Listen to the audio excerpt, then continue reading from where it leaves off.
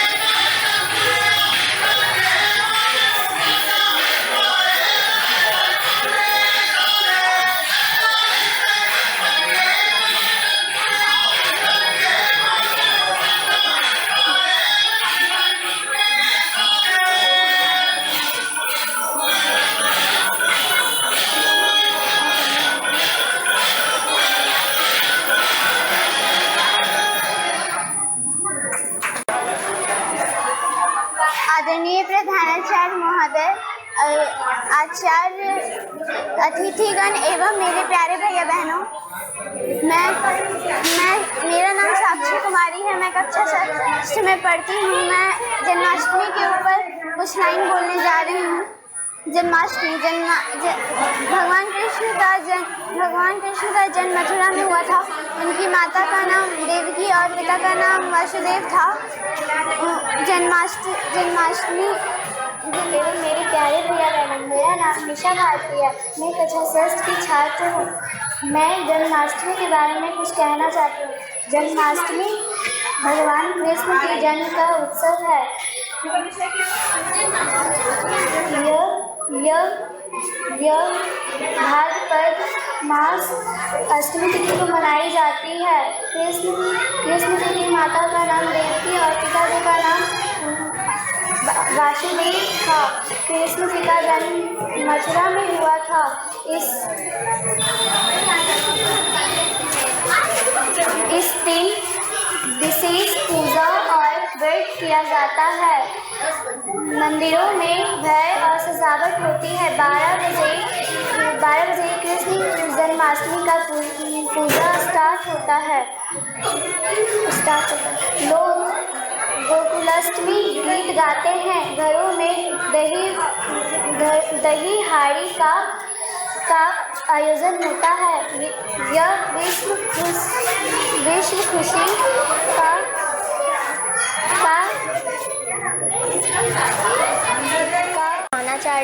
आचार्य जी, अतिथिगण एवं मेरे सभी प्यारे भैया बहन, मेरा नाम सृष्टि कुमारी है। मैं कक्षा 6 की छात्रा हूँ। आज मुझे कृष्ण जन्माष्टमी पर कुछ शब्द बोलने का अवसर मिला है। कृष्ण जन्माष्टमी हिंदू धर्म का एक प्रमुख त्यौहार है, जिसे भगवान श्री कृष्ण के जन्मोत्सव के रूप में मनाया जाता है। यह पर्व भाद्रपद मास के कृष्ण पक्ष की अष्टमी तिथि को मनाई जाती है। भगवान श्री कृष्ण का जन्म लगभग 5000 वर्ष पूर्व मथुरा में कंस के कारागार में हुआ था, जब पृथ्वी पर कंस के अत्याचार और अधर्म का बोलबाला था। इनके माता का नाम देवकी तथा पिता का नाम वासुदेव था, परंतु इनका जीवन भर पालन पोषण माता यशोदा और पिता नंद बाबा ने किया था। कृष्ण जन्माष्टमी का त्यौहार न केवल धार्मिक और सांस्कृतिक महत्व रखता है, बल्कि यह हमें श्री कृष्ण के जीवन से जुड़े मूल्य जैसे धर्म, सत्य और प्रेम को जीवन में अपनाने की प्रेरणा देता है। कृष्ण जन्माष्टमी का त्यौहार मुख्य रूप से उत्तर भारत में बहुत धूमधाम और हर्ष उल्लास के साथ मनाया जाता है। इस दिन मंदिरों को सजाया जाता है। भक्तगण व्रत रखते हैं। इस पर्व को मनाने से हमें सत्ता मिलती है। इसी के साथ अब मैं अपनी वाणी को विराम देती हूँ। धन्यवाद। अंकित कुमार कक्षा 5 से रक्षाबंधन पे स्पीच देने आएंगे। आचार्य जी, दीदी जी एवं मेरे प्यारे भैया, मैं यहाँ रक्षाबंधन के बारे में कुछ शब्द कहना चाहता हूँ। रक्षाबंधन एक प्रिय त्यौहार है। यह भाई बहन का त्यौहार है। यह इसे राखी का त्यौहार भी कहा जाता है। यह हर साल सावन माह के पूर्णिमा के दिन मनाया जाता है। इस दिन बहन अपने भाई के माथे पर तिलक लगाती है, कलाई पर राखी बांधती है और मिठाई खिलाती है। रक्षाबंधन का अर्थ है रक्षा का बंधन। रक्षाबंधन के दिन भाई अपने बहन को रक्षा का वचन देकर उपहार देता है। रक्षाबंधन एक बहुत प्रिय त्यौहार है। इस दिन बहन अपने भाई के अलावा देश के सेवा करके तैनात फौजी भाइयों और पुलिस जवान को भी राखी बांधते हैं। यह पूरे देश में स्नेह प्यार से खुशी से मनाया जाता है। यह भाई बहन एक दूसरे के प्रिय को दर्शाता है। मैं अपने वाणी को विराम देता हूँ। धन्यवाद। झा को बुलाना चाहूँगी, जिनका विषय कृष्ण जन्माष्टमी है।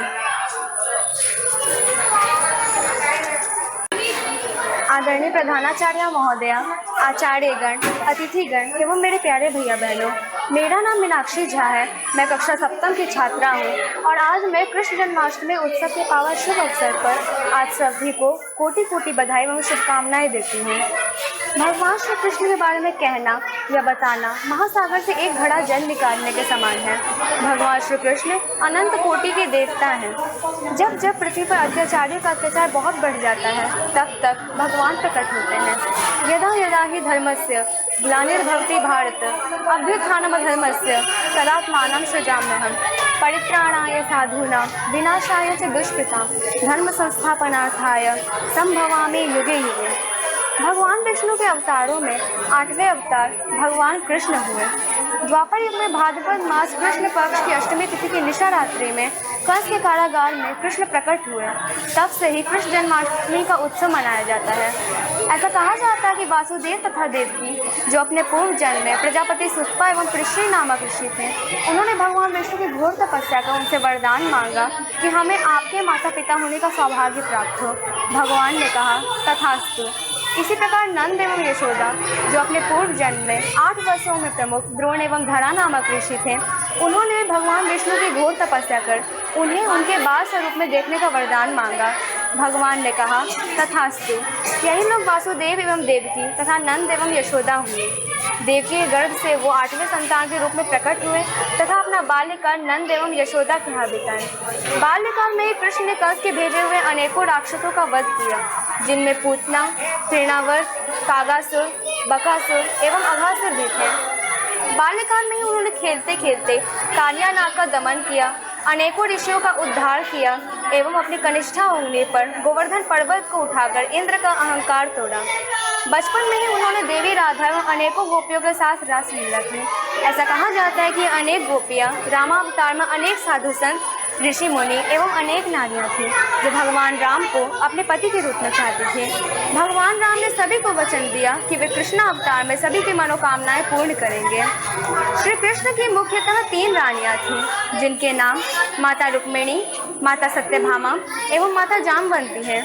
देवी रुक्मिणी एवं देवी राधा दोनों माता लक्ष्मी की ही अवतार थे। शरीर 2 परंतु आत्मा एक ही थी। ऐसे भगवान श्री कृष्ण की 16,108 पटरानियाँ थीं। बाल्यकाल समाप्त होने के उपरांत कृष्ण ने मथुरा जाकर अपने मामा कंस का वध किया तथा अपने नाना एवं माता पिता को कंस के कारागार से मुक्त कराया। तत्पश्चात उन्होंने अपने नाना उग्रसेन को पुनः मथुरा की राजगद्दी पर बैठाया। उन्होंने ऐसे तो बहुत युद्ध किए, परंतु उन्हें जरासंध से बार बार युद्ध करना पड़ा। अंत में वे अपनी राजधानी के लिए भगवान विश्वकर्मा से कहकर समुद्र के तट पर द्वारिका नामक नगर बसाएं और उसी को वे अपनी राजधानी बनाएं। जरासंध का वध उन्होंने भीम के द्वारा करवाया। भगवान श्री कृष्ण के सबसे प्रिय सखा तथा शिष्य अर्जुन हुए। अर्जुन कृष्ण की बुआ कुंती के तीसरे पुत्र थे। कृष्ण ने अर्जुन का विवाह अपनी बहन सुभद्रा से करवा दिया। ऐसे तो महाभारत का युद्ध कौरवों तथा पांडवों के मध्य हुआ। दोनों ओर से अनेक रथी, महारथी एवं गुरुजनों ने युद्ध किए। श्री कृष्ण मुख्य रूप से अर्जुन के सारथी ही थे, परंतु महाभारत के रचयिता भी वही थे, क्योंकि यह युद्ध मात्र कौरवों एवं पांडवों के मध्य का नहीं, अपितु धर्म एवं अधर्म के मध्य का था। भगवान ही कर्ता थे, कर्म भी वही थे। उन्होंने युद्ध के प्रारंभ में ही अर्जुन को गीता का उपदेश दिया एवं अपना विराट स्वरूप दिखाया। स्वरूप दिखाने के उपरांत कृष्ण ने अर्जुन से कहा, पार्थ, तुम इस युद्ध का मात्र एक माध्यम हो।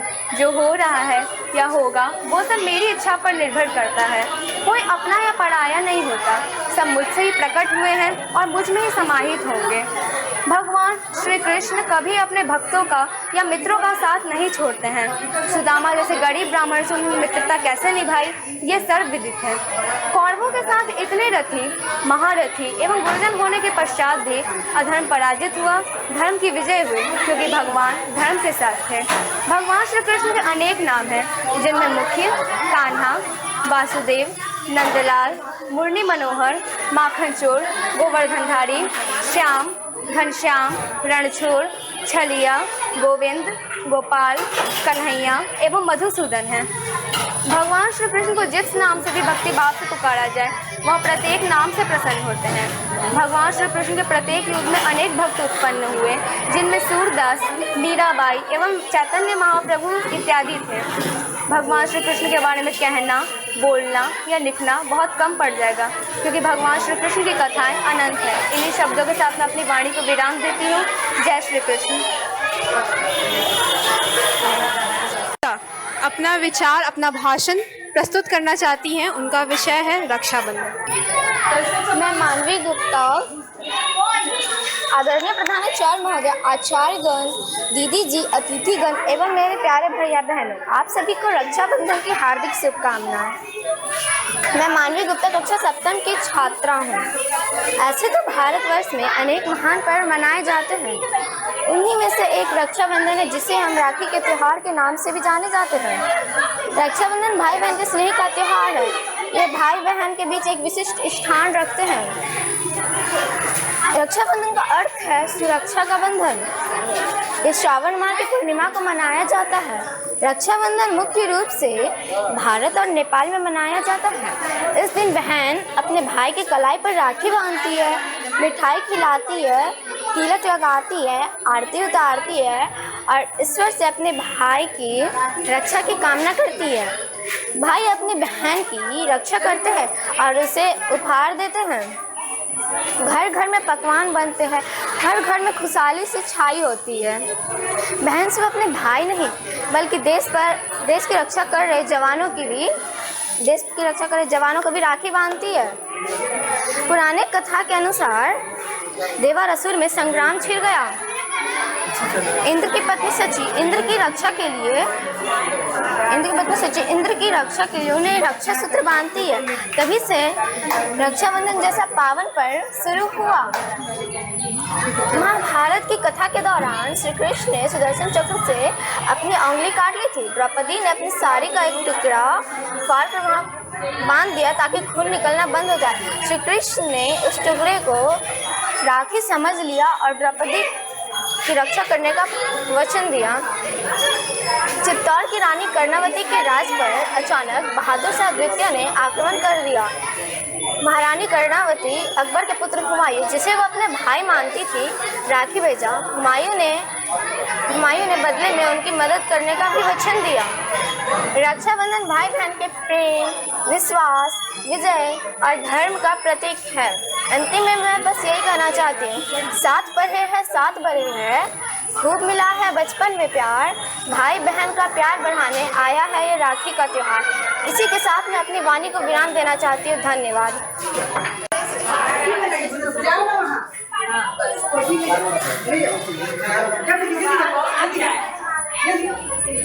बहुत अच्छा बनाई है सब राखी। दो राखी बनाई हुई है। दो बन गया और जल्दी दो बनाई थी। ऐसे बहुत अच्छा। इन बच्चों ने पेंटिंग खुद से क्या बनाए हो? इंडिपेंडेंस डे पे पोस्टर।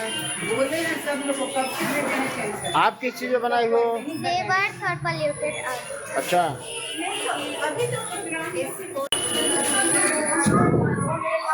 आदरणीय अध्यक्षगण, माननीय न्यायाधीशगण, आचार्य और मेरे प्यारे भैया बहन, मेरा नाम अदिति सिंह है और मैं कक्षा सप्तम से हूँ।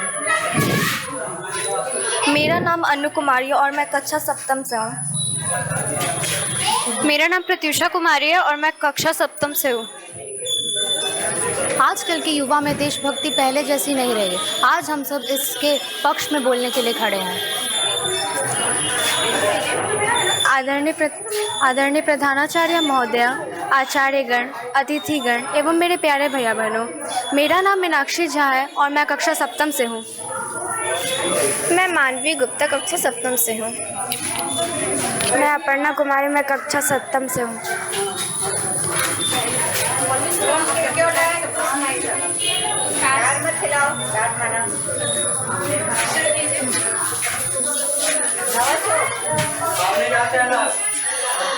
पहले के लोग अपने प्राण न्यौछावर करने के लिए तैयार रहते थे, जैसे सुखदेव, भगत सिंह, चंद्रशेखर आज़ाद। वे लोग इनाम के लिए नहीं और ना ही सोशल मीडिया में वाहवाही के लिए, वे सब अपने देश प्रेम के लिए ये सब करते थे। आज के युवा भी देश प्रेम के लिए ही ये सब करते हैं, ना कि सोशल मीडिया की वाहवाही के लिए। जैसे ऑपरेशन सिंदूर, वहाँ पे भी कई सारे युवाओं ने अपने प्राण न्यौछावर किए। वे ना तो सोशल मीडिया की वाहवाही चाहते थे और ना तो किसी और चीज़ से उनको कोई खुशी मिलती। वो केवल देश प्रेम में अपना सर्वस्व न्यौछावर करना चाहते थे। भले ही आजकल की युवा पीढ़ी, कुछ लोग समझते हैं कि आजकल की युवा पीढ़ी में देश प्रेम नहीं है, परंतु आजकल की युवा पीढ़ी में देश प्रेम आज भी है, परंतु उनका तरीका बदल गया है। जैसा कि ऑपरेशन सिंदूर की बात हुई, ऑपरेशन सिंदूर में कई सैनिकों ने अपने प्राण तो न्यौछावर किए, पर जो आजकल की युवा थी उसने उसे सोशल मीडिया पर वायरल किया सिर्फ व्यूज़, फेम और पैसे के लिए। लेकिन पहले के ज़माने में ऐसा नहीं होता था। पहले के जो लोग थे वो सच में युद्ध करते थे। आज ऑपरेशन सिंदूर के टाइम पे भी युद्ध हुआ, लेकिन सोशल मीडिया पर उसको ज़्यादा बढ़ावा दिया गया सिर्फ और सिर्फ फेम के लिए। परंतु ये सब सोशल मीडिया के द्वारा हुआ, ना कि उन युवाओं ने खुद इस सब को पोस्ट किया। वो सिर्फ देश प्रेम करना चाहते थे। आजकल की भारत के 70% युवा आज भी भारत से प्रेम करती है। बस कुछ प्रतिशत लोग ही केवल व्यूज़ के लिए वीडियो डालते हैं यूट्यूब पर इससे ये साबित हो गया कि आप ये मानती हैं कि आजकल के युवा व्यूज़ के लिए और फेम के लिए ये सब करते हैं। मैंने ये भी कहा था कि आजकल के 70% युवा भारत से प्रेम करती है। पर पहले के ज़माने में ये 70% नहीं 100% था। आजकल के ज़माने में युवा में देश प्रेम इसलिए कम हो गया है क्योंकि वे आलसी हो गए हैं और सोशल मीडिया के अधीन हो गए हैं। आजकल के युवा पर्यावरण संसाधन, शिक्षा, विज्ञान इस सब तरीक़ों से अपने देश प्रेम को प्रकट करते हैं। उनका तरीका भले ही बदला है, परंतु उनकी देश प्रेम की भावना आज भी नहीं बदली है। आज की युवा पीढ़ी में देशभक्ति की भावना केवल सोशल मीडिया और पोस्ट तक ही सीमित रह चुकी है। आजकल की युवा पीढ़ी सिर्फ झंडे के सामने आई लव इंडिया लिखने से देशभक्ति सिद्ध नहीं होती, देश के लिए कुछ कर दिखाने से देशभक्ति सिद्ध होती है। क्या इसरो के साइंटिस्ट युवा नहीं है जो चंद्रयान 3 को चांद तक पहुंचाते? क्या वो युवा नहीं है जो देश की सीमा पर खड़े होकर देश की रक्षा करते हैं? क्या वो युवा नहीं है जो स्टार्टअप को शुरू कर भारत को आत्मनिर्भर बना रहे हैं? जैसा कि इसरो के साइंटिस्ट ने सच में ये सब किया है तो इस बात को झुटलाया तो नहीं जा सकता। लेकिन आज भी अगर आप युवा से जाकर पूछे कि चंद्रयान 3 लॉन्च कब हुआ था, चंद्रयान 3 लैंड कब हुआ था, कितने समय पर हुआ था, तो गारंटी के साथ 95% लोगों को ये बात नहीं पता होगी। पहले की युवा पीढ़ी में ताकत नहीं थे, जोश नहीं थे कि कुछ हम करके दिखाएं। अब की युवा पीढ़ी में बहुत ताकत है और बहुत जोश है कि हम कुछ करके दिखाएं, कुछ नाम रोशन करके दिखाएं और कुछ अपने बिहार के लिए कुछ करके दिखाएं, कुछ बन के दिखाएं और बहुत अपना नाम रोशन करें, माँ बाप का नाम रोशन करें, अपना मतलब स्वच्छता बनाए रखें और कभी गलत ना हो बिहार में। आपने कहा कि पहले के युवा में देश प्रेम बिल्कुल भी नहीं था और वो लोग बहुत ही आलसी थे, तो क्या रानी लक्ष्मीबाई ने जो युद्ध किया वो झूठा था? क्या सुभाष चंद्र बोस ने जो नारे लगाए वो झूठे थे?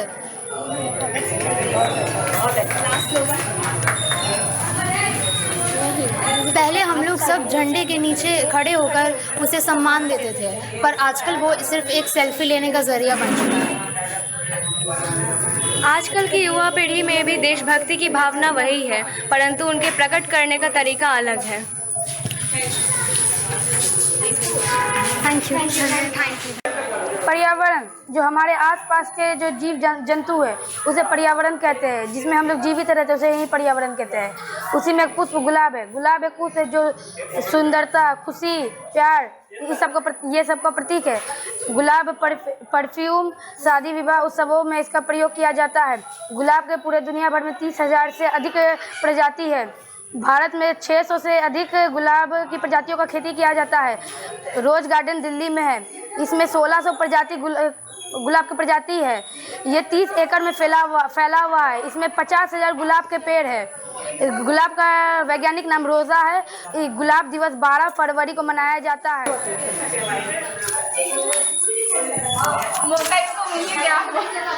है कथा संग्राम की, विश्व के कल्याण की, है कथा संग्राम की, विश्व के कल्याण की। धर्म आदि अनंत, सत्य असत्य कलेश कलंक, पुरुषार्थ की कथा परमार्थ की। शक्ति है भक्ति है, जन्मों की मुक्ति है, जीवन का ये संपूर्ण सार है।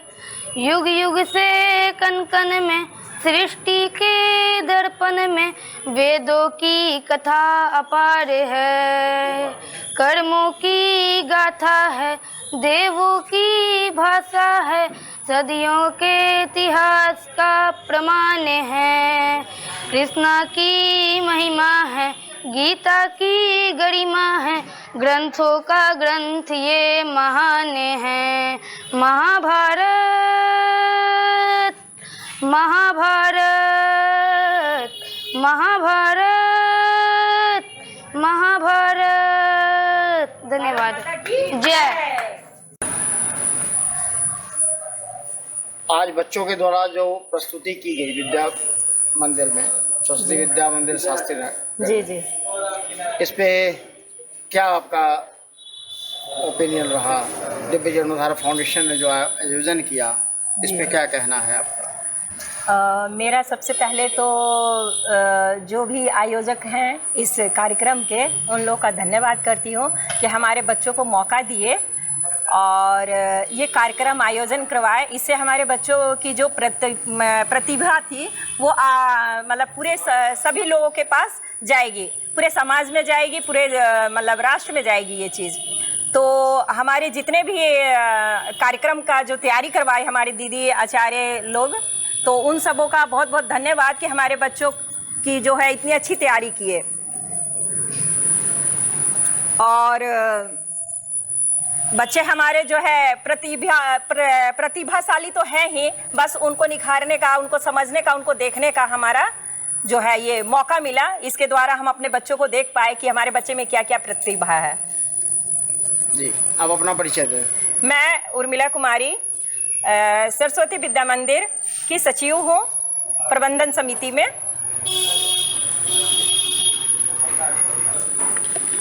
जी, आपके विद्यालय में जो कार्यक्रम हुआ, इस पे क्या आपका रहा? आज सरस्वती विद्या मंदिर उत्तरी शास्त्री नगर में दिव्य जीर्णोद्धार फाउंडेशन के थ्रू आज जो प्रोग्राम हुए उसमें करीब 50 बच्चों ने भाग लिया और इसके थ्रू बच्चों में जो प्रतिभा थी उसको उभरने का मौका दिया गया और उन्हें अपनी संस्कृति से जोड़ने का प्रयास किया गया।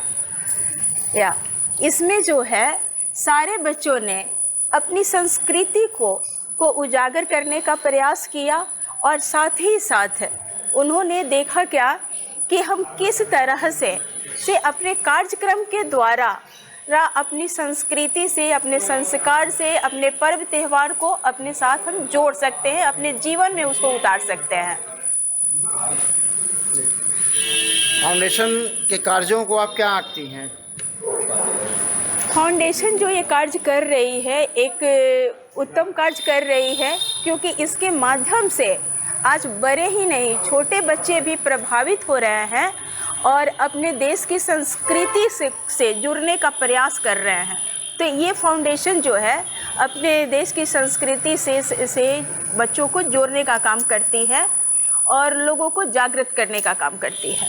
जी, आप अपना परिचय दें। रूपम रानी, प्रधानाचार्य, सरस्वती विद्या मंदिर, उत्तरी शास्त्री नगर।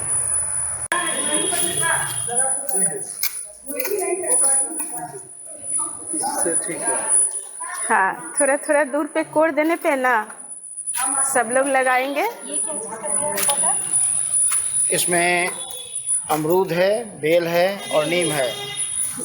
ये अथी का लग रहा है, बेल, नीम, अमरूद है।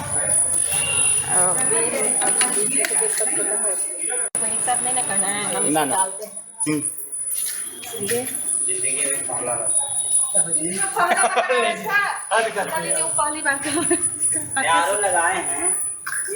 नहीं, हम तो जब DLED भी कर रहे थे तो उस समय भी वृक्षारोपण किए हैं। हम लोग तो करते ही रहते हैं। हम लोग तो हमेशा ही हैं। हाँ।